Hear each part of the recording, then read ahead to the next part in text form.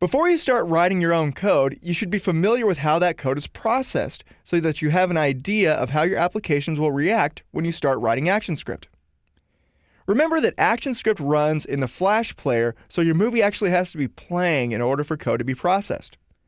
In Flash Pro, ActionScript can be placed in external files, which we'll talk about later, or in the timeline in keyframes.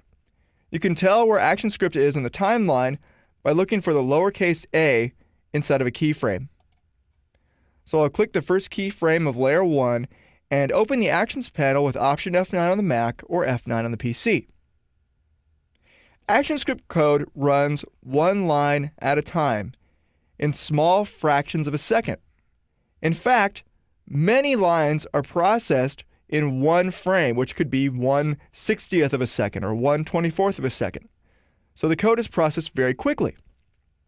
Again, the code runs one line at a time, but sometimes a process will take a little bit longer than another one. For example, loading a PNG file like I'm doing on line 3. When this happens, instead of waiting for that whole process to be finished, Flash just moves on to the next line and the file loads in the background. This is called asynchronous code. Another thing I want to point out when you're working with ActionScript is some code runs at a specified time or when a specified event occurs. We're going to be talking about this in more detail later, but for now I want you to understand that some code doesn't run line by line. For example, before the file is loaded, I connect the loading file to a block of code. I tell Flash, when the file is done loading, then I want you to run this block of code called file loaded. That block of code will cause a message to appear in the output window. That's what a trace statement does. It simply allows you to create a note for yourself that will pop up in the output window while your movie is playing.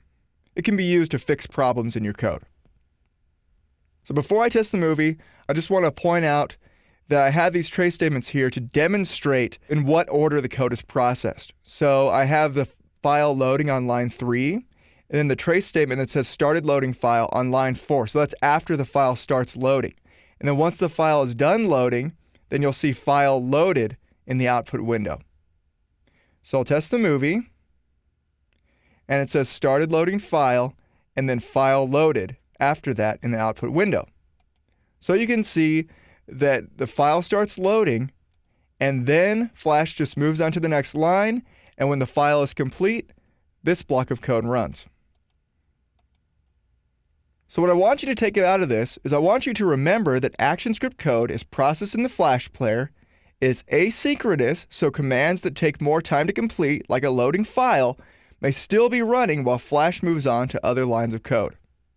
And that some lines of code will be executed when an event occurs.